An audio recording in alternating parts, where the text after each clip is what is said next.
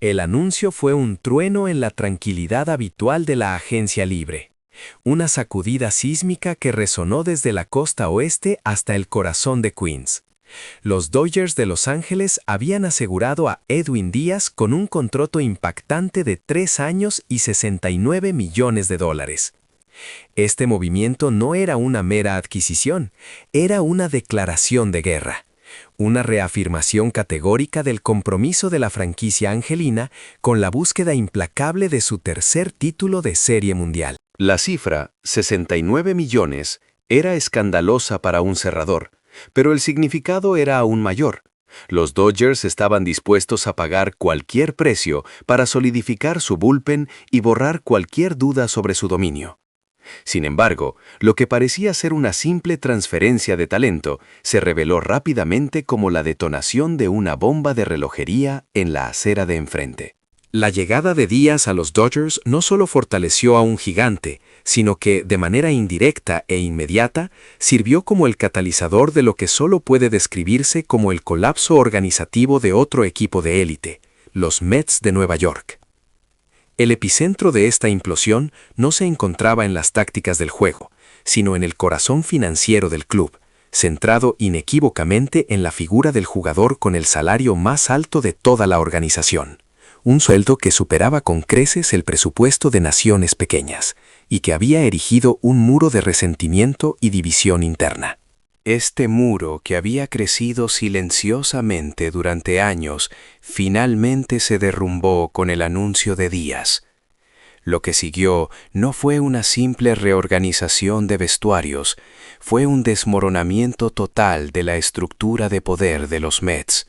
Un drama que se desarrolló a la vista del público y que expuso las profundas heridas que el dinero y el ego habían infligido al espíritu del equipo.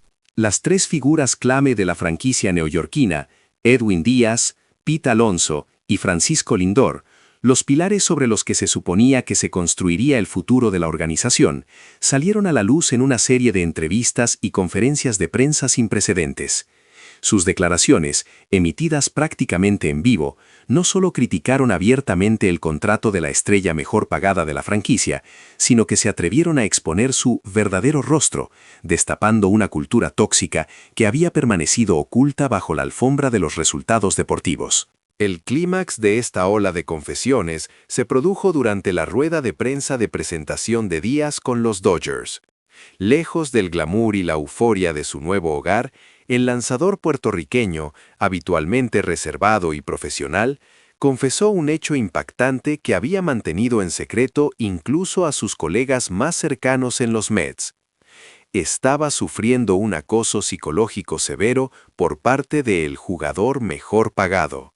Esta revelación no fue una mera queja por conflictos de vestuario, fue una acusación grave de maltrato emocional, un ambiente de trabajo hostil que había sido creado y perpetuado por el mismo hombre que supuestamente debía liderar la franquicia con su ejemplo y talento.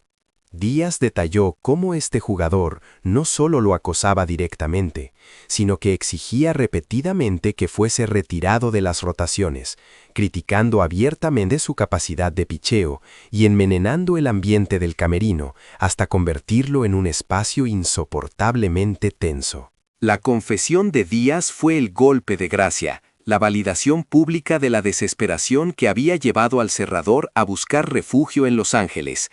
No abandonó Nueva York por dinero, sino por supervivencia emocional.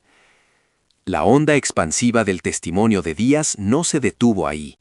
Inmediatamente después, Francisco Lindor, la otra gran estrella de los Mets y el corazón del infield, abordó públicamente la posibilidad de su propia salida de la organización. Lindor, con una frustración palpable, reconoció que el problema iba mucho más allá de los números en el campo o las victorias y derrotas. Ya no se trata solo de la reconstrucción, advirtió. Esto es un colapso público en curso, una erupción de las distorsiones que se han acumulado en la organización de los Mets durante años. Lindor y Alonso, visiblemente coordinados en su denuncia, insinuaron que el origen de todos los males radicaba en la indulgencia de la directiva hacia la figura del máximo asalariado, permitiéndole crear un ambiente de favoritismo y presión destructiva. Pero la parte más desconcertante y globalmente resonante de esta tragedia corporativa y deportiva llegó cuando los tres jugadores, Díaz, Alonso y Lindor, hicieron una declaración conjunta y explosiva que introdujo un elemento de intriga internacional. Todos recibimos correos electrónicos de Shohei Ohtani. Esta información, tan críptica como dramática, conmocionó a la MLB entera. ¿Por qué Ohtani, el ícono global de Los Ángeles y el deportista más valioso del momento, se había comunicado con los pilares de los Mets justo antes de su desmantelamiento? La naturaleza de esos correos electrónicos, envueltos en un velo de misterio, sugirió una conspiración de alto nivel, o al menos un conocimiento íntimo de la podredumbre interna de los Mets por parte de figuras externas a la organización. La mención de Ohtani amplificó el escándalo, transformándolo de un drama local de Nueva York a un enigma de alcance global, subrayando que la verdadera razón detrás de la partida del trío de estrellas no era contractual, sino existencial. Buscaban escapar de una situación insostenible. Esta revelación dejó al descubierto el verdadero trasfondo de la estampida, un misterio que la prensa y los aficionados se apresuraron a desentrañar. ¿Eran advertencias? ¿Eran invitaciones? ¿Sabía Ohtani algo que el resto del mundo ignoraba sobre el infierno del camerino de los Mets? La magnitud del desastre se hizo evidente en la misma semana. Mientras Edwin Díaz posaba sonriente con la camiseta de los Dodgers, exhibiendo un alivio que trascendía lo profesional, Pete Alonso, el símbolo ofensivo y el corazón emocional de los Mets, se enfundaba simultáneamente el uniforme de otro equipo. En un instante, los Mets perdieron a su guardián final y a su máximo referente en el ataque. La partida de Alonso, que representaba más de 260 jonrones en su carrera con el equipo, fue la culminación del efecto dominó que Díaz había descrito. Con dos de sus figuras más importantes fuera, el vacío dejado no era algo que pudiera llenarse con la simple palabra reconstrucción. El término era un eufemismo débil para lo que realmente estaba ocurriendo. El desmoronamiento era total, abierto y sin vuelta atrás. Ya no se trataba de ajustes tácticos o de correcciones a corto plazo. Era el estallido de las tensiones acumuladas durante años. Una purga forzosa provocada por el despotismo de una figura y la inacción de una cúpula directiva. Y mientras la ciudad de Nueva York se sumía en el luto deportivo y la confusión, Edwin Díaz en Los Ángeles, con una calma helada, ofrecía la antítesis perfecta. Reconoció que dejar Nueva York después de 7 años no había sido fácil, pero sus palabras siguientes fueron brutalmente pragmáticas. Vine a este equipo porque tiene todo lo necesario para ganar la Serie Mundial. No hubo excusas, ni recriminaciones, ni sentimentalismo barato. Solo una conclusión clara y definitiva: la profesionalidad por encima del caos. Esta frialdad calculada fue la sentencia de muerte silenciosa para unos Mets que habían perdido toda dignidad organizativa, marcando el inicio de una de las caídas más dramáticas en la historia reciente de las grandes ligas, y revelando que la fuente de todo el trauma, el origen de la implosión, no era otro que el trato preferencial y la conducta tóxica del jugador con el salario más alto. El escándalo no había hecho más que empezar. Mientras Queens ardía en silencio bajo la superficie de la normalidad, en Los Ángeles, Edwin Díaz comparecía ante la prensa con una calma helada. El lanzador cubano, vestido con los colores de los Dodgers, admitió que la decisión de dejar Nueva York tras 7 años de altibajos no había sido fácil, pero sus siguientes palabras resonaron como un dardo venenoso hacia su antiguo club, exento de emocionalismo o culpas, sino basado en una fría evaluación de la realidad. Yo ya estuve aquí. Este equipo tiene todo lo que se necesita para ganar una serie mundial. Esta serenidad por parte de Díaz contrastaba brutalmente con el vacío dejado en los Mets, una brecha que se había abierto aún más con la repentina partida de Pete Alonso, el símbolo ofensivo del equipo, quien en ese mismo instante vestía ya el uniforme de los Orioles de Baltimore. Los Mets habían perdido simultáneamente a su cerrador estrella y a su líder de cuadrangulares, dos símbolos de la organización, en un colapso que iba mucho más allá de un simple ajuste táctico.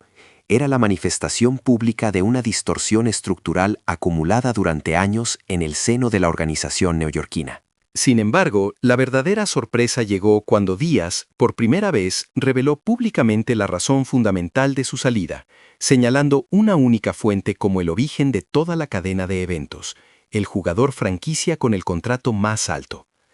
Díaz explicó que la serie de movimientos, que operó como un efecto dominó a finales de año, había cristalizado su decisión. El punto de inflexión fue la despedida de Alonso, el momento en que Díaz se vio invadido por una mezcla de ira y tristeza, dándose cuenta de que ya no podía posponer su partida. Reveló que la atmósfera interna de los Mets había estado dominada durante mucho tiempo por conflictos y choques subterráneos. Según el ex cerrador, esta figura central no solo era el foco del favoritismo de la directiva, sino que ejercía una presión psicológica directa y dañina sobre sus compañeros. Esta estrella, cuyo gigantesco ego y salario creaban una atmósfera de intocable, exigió repetidamente que Díaz fuera removido del montículo, criticando abiertamente su capacidad para lanzar y transformando el vestuario en un espacio cargado de tensión permanente. La anécdota más reveladora y definitiva llegó cuando Díaz confesó haber aconsejado a este jugador que dejara de obsesionarse con los logros de Shohei Ohtani y que no intentara eclipsar específicamente su premio MVP.